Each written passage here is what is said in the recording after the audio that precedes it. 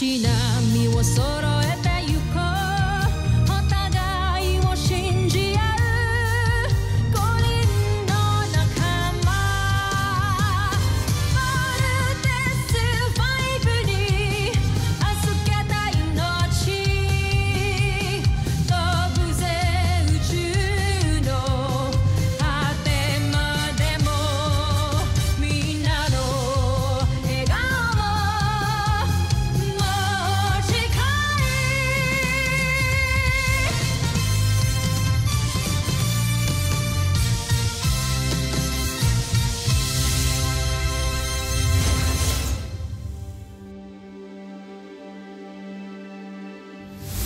Ang nakaraan sa Voltes 5 Legacy. Mukhang inaral ng kalaban ng Voltes 5. Tignan nyo, halos pantay na ang technical stature at ang battle profile nila. Paano niya nagawa yun? Sa isang samurai warrior. So what do we do now? Gagamitin natin ang butterfly return technique. Get ready for it! I'm ready for you. Kuya, you did it! Laser sword!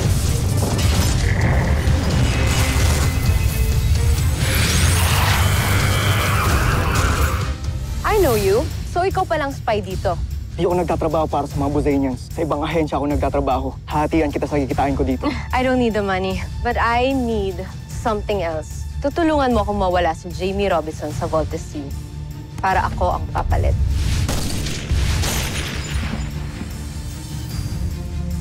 Wala kaming nakita sa lahat ng CCTV footage. Pwedeng nandito siya sa loob ng camp. Taga rito siya and he's one of us. Mas madali mo na ma-execute ang plano natin. Hindi pa pwede, Ava.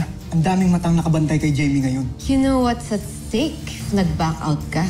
Pero kapag nahuli nila ako, idadamay kita. Ikinagagalak kong makita kang muli. Aking espiya. Ano ang iyong balita? Gusto ko lang malaman ninyo na malapit ko nang maisagawa ang misyon ko. Magaling.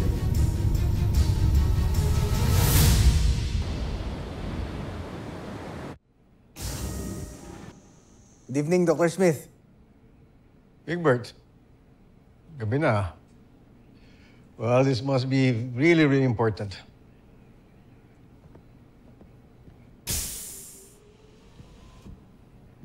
Pwede ko po ba ipakilala sa inyo yung girlfriend ko bukas? May girlfriend ka na? Sino? From the camp? Sit down. This is interesting. Okay, tell me about it. Actually, Dr. Smith, hindi ko pa siya girlfriend eh. Pero, mutual po kami. Judy po yung pangalan niya. Papakilala ko po siya sa inyo bukas pagka pinayagan niyo na po ako na itour siya dito sa camp. Judy, I believe I cannot allow you to do that. Hindi tayo pwedeng magpapasok ng outsiders na camp in the meantime. Bakit naman po? Soon to be girlfriend ko naman po to eh. Egbert, alam mo bang may nag-attempt sa buhay ni Jamie kanina? At hanggang ngayon, hindi pa rin namin alam kung sinong gunman. Oh? Kamusta po siya? She's a bit shaken, pero kilala mo naman si Jamie. Tapang yon, malakas. But I'm sorry. Hindi ko talaga pwedeng pagbigyan yung request mo. Dr. Smith, magkasama naman po kami ni Judy bukas. Tsaka hindi naman po siya masamang tao. Pangako. Hindi ko po siya dadalhin sa mga restricted areas. Sa mga safe lang po. Pwede naman po yun, di ba? Well, Big Bird, hindi ka mo sinasabi na ganong klaseng tao yung girlfriend mo. Pero, kailangan pa rin tayo mag-ingat. At isa pa, I made that policy. You don't want me to break my own policy, right? Okay, I believe you better go back to your quarters and have other matters to do. Good night, Big Bird.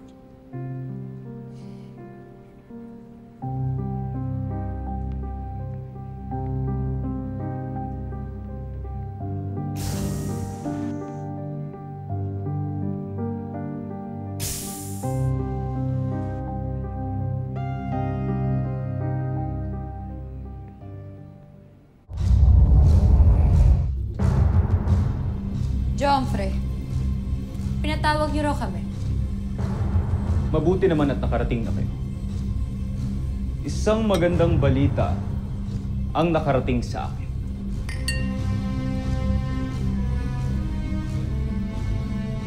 Mapapasok na ng aking espiya ang kampo ng Voltes 5. Kapanapanabik.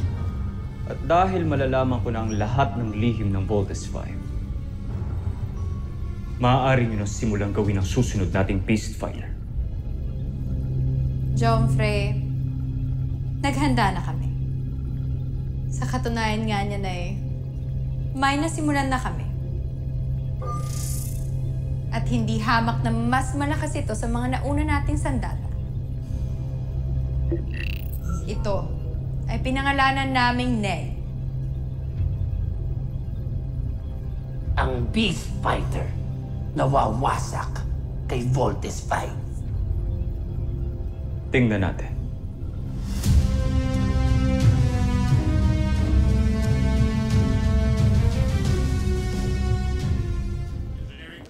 Oh! Uy! Para sa kwarto mo yan? Yan! Kaya mo naman pala maging organized eh. Gusto niya kasi ma-impress si Ate Judy bukas pagpunta niya.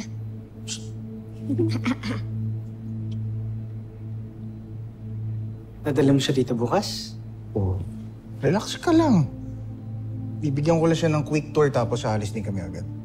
Pwede ba siyang pumasok dito? Paalam mo muna kaya kay Dr. Smith yan. Pagpaalam ko na, pumayag nga eh. Kaya easy ka lang. Dapat di siya nagpapapasok ng kahit sino dito. Kakausapin ko siya. Teka, ano bang problema mo? Nawala lang si Mama, naging control freak ka na? Big Bird, pinoprotektahan ko lang yung buong camp. May death threat si Jamie ngayon, di ba? Oo, alam ko, pero hindi naman si Judy yun eh. Parang nagiging unfair ka yata. Anong unfair? Mga kuya, tama na! Tayong tatlo na lang nga, nag-aaway pa kayo. Basta isasama ko si Judy dito. Kung magkaroon ng problema, di sagot ko. Tsaka hindi ko siya papakilala sa'yo ah. Kasi baka mamaya kung ano pa sabihin mo sa kanya. Hindi mo naiintindihan, Big Bird. Mag-isip ka kahit konti lang. Kuya, please, tumigil ka na. Ayaw na makapag-away.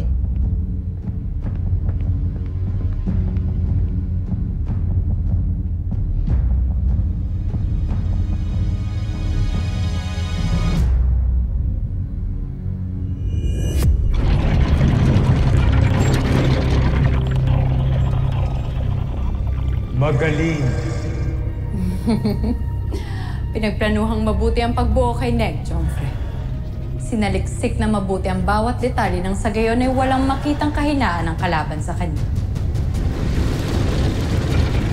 Sana nga siya ang beast fighter na tatalo kay Voltes 5. Malaki ang tiwala ko sa'yo, Tashmi. Maraming salamat, Jomfrey. Ngunit, hindi ko ito binuo mag-isa. Kung hindi dahil sa tulong ni Draco ay wala sila. Kaming dalawa ang bumuo rito, kaya naman tingin ko kailangan nyo rin siyang purihin. Kamahalan.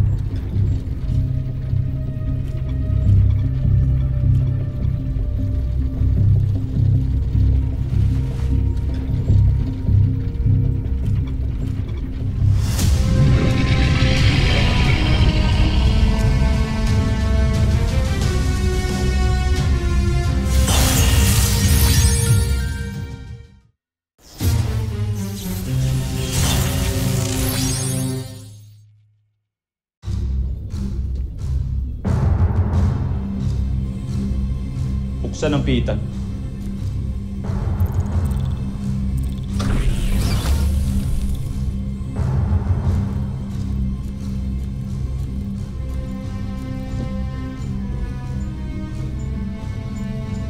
Jomfrey. Kamusta ang buhay sa kulungan, Draco? Bigyan niyo pa ako ng isang pagkakataon, Jomfrey. Kung hindi dahil kay Sandra, hahayaan kitang mabulok dito. Naway, natuto ka naman. Dahil kung hindi ako magdadalawang isip na parusahan kayong lahat. kapag hindi ako nagtagumpay sa aking misyon. Hindi maaaring sumama ang tingin sa akin ng mga taga-Busan. Hindi maaaring masira ako muli sa kanila. Sibat.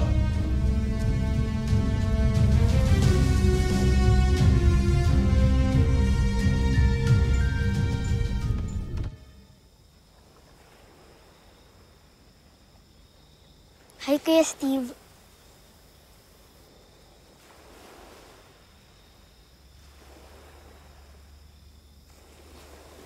Ano ginagawa mo dito? Samahan kita, Kuya. Alam mo ba, Kuya, nung nawala si Papa, kayo na ni Kuya Bert ang naging Papa ko. Tapos, nung nawala si Mama, kayo na ang parents ko. Kaya, sana huwag na kayo mag-away. Tigas kasi ulo ng kuya mo eh. Ang mga desisyon ko para sa kanya lang din naman yon. Oo nga, Kuya, pero ngayon ko lang siya nakitang happy ulit. Mula namatay si Mama, di ba? Kaya, huwag mo na siyang awayin, Kuya. Ayaw mo bang maging masaya siya, ha, Kuya?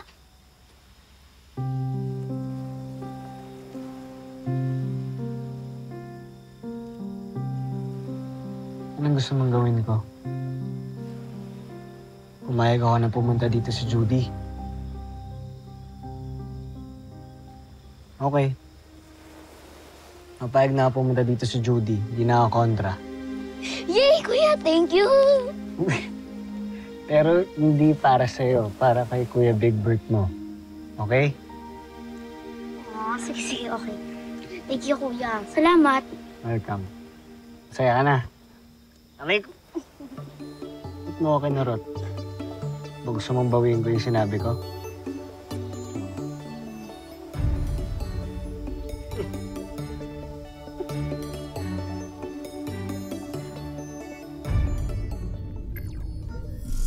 Prinsipe Santos, may paparating na tawag mula sa Busan.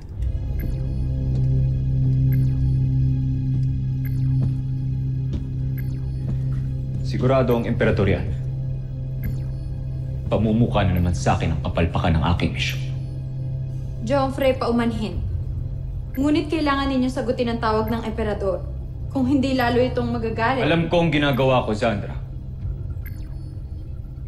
Iniisip ko lang aking sasabihin.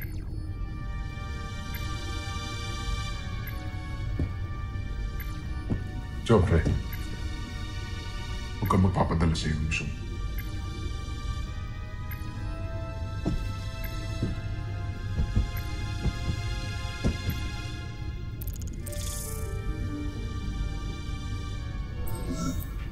Baron Zander.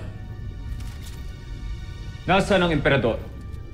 Bakit ministro ng depensa ng Busan ang aking kaharap? Dahil nabalitaan kong pumalpak ka na naman, Prinsipe Zardos. Ngunit hindi na ako nagugulat dahil wala naman magandang magagawa ang anak ng isang alipin at traidor. Ano bang kailangan mo? Gusto ko lang ibalita sa iyo na napapagod na emperador sa mga iyong pinagagagawa. Kung hindi mo na kaya, maaari ka naman bumalik dito sa Busan. Yun ay, kung may mukha ka pang maiharap dito.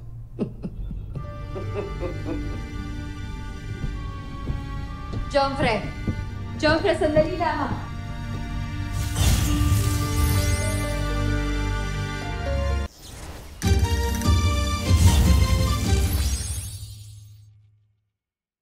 Pable, you are relieved for now. Kami muna magbabantay kay Jamie. By your leave, sir. Carry on.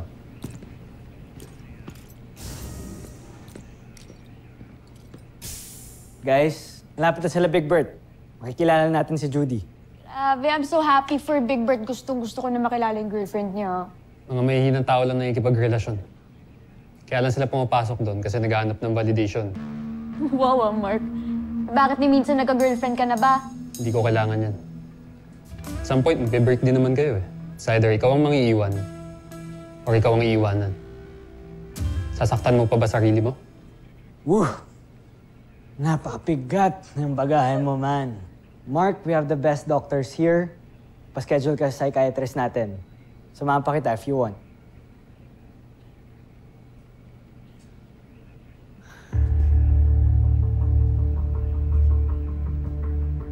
Wala akong bagahe. Hindi lang talaga ako katulad yun ni Big Bird, na needy.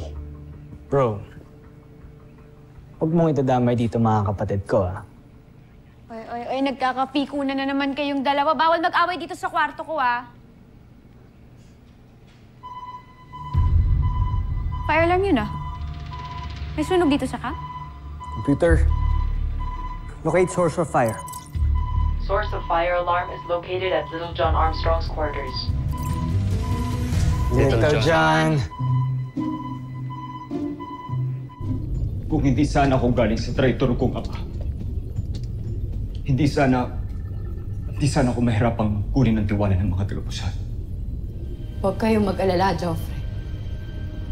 Ipapamukha natin sa kanilang lahat na nagkakamali sila. Magtatagumpay tayo. Pinapangako ko sa inyo. Gagawin kong lahat para sa iyo, Joffrey. Mahal na Joffrey.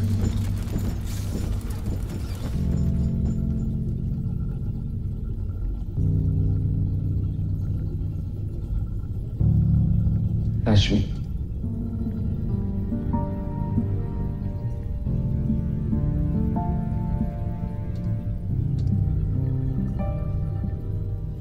Tama ka. Hindi tayo susuko.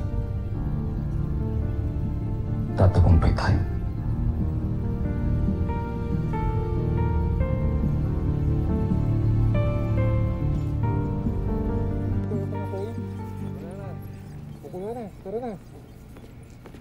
Little John! Oh! Ano namang nangyari dito?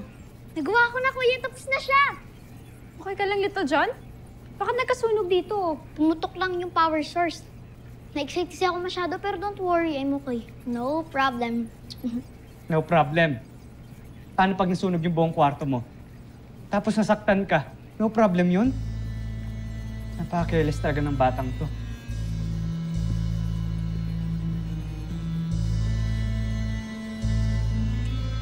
Bata nga, diba?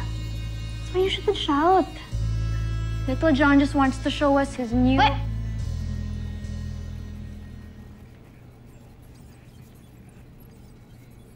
Ohio! Konnichiwa! Si Octua natin, Jamie! She's the sixth member of the Voltes team. Oh, Tuwan, ikaw gumawa niyan, Little John? Grabe naman, ang galing mo talaga. Sige nga, ano nga kaya niyang gawin? Patingin nga.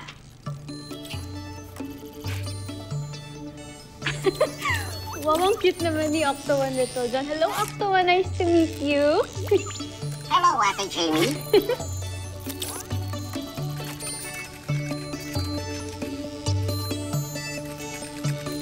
Hi, Kuya Steve.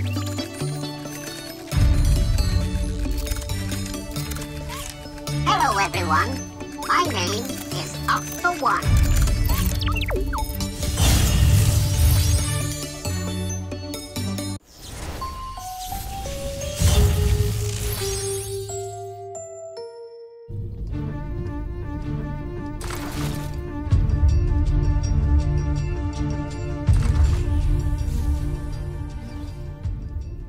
Alam namin na hindi kami nagtagumpay sa huli naming misyon. Pero sisiguraduhin namin na sa susunod, tatalunin na namin ang Voltes 5. Hindi mo gagawin yan dahil hindi yan ang utos sa'yo. Baron Sutter, malinaw naman ang misyon ko. Hayaan ko na lang ang mahal na Joffrey ang magsabi sa'yo kung anong iyong tunay na misyon.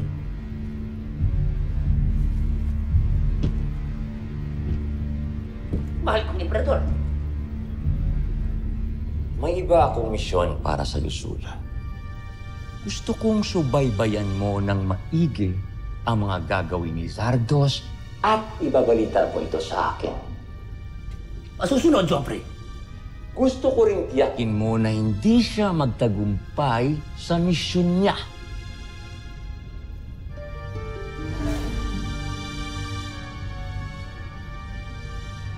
Patawarin niyo ako.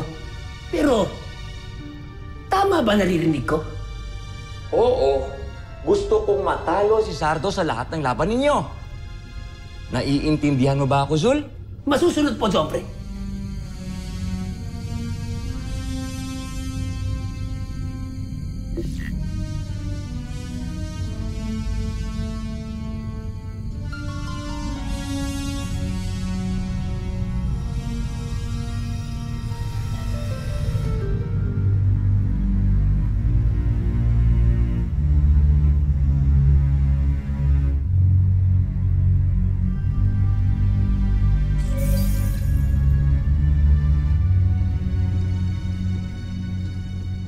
Joffre, may kailangan kayong malaman.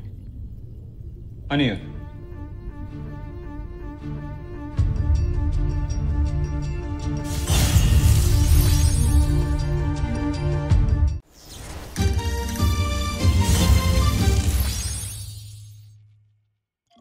Kaya huwag mong ni-spoil si Little John.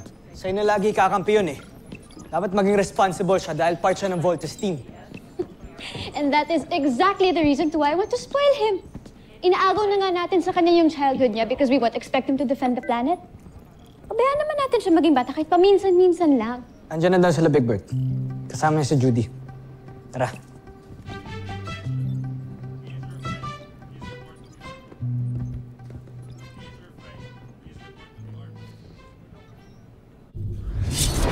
Sinungalingan! Isang malaking kasalanan na magsalita ng masama sa emperador. Ngunit totoo ang sinasabi ko, Joffre. Dinig na dinig ko ang usapan nila. Huwag mo kong pilitin, Sandra. Pwede kitang patayin ngayon dahil sa mga pinagsasabi mo. Kung yan ang gusto nyo.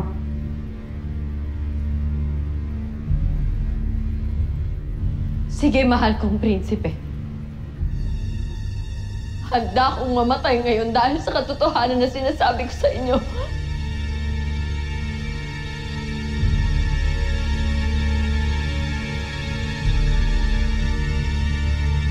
Susunod sa Voltes 5 Legacy.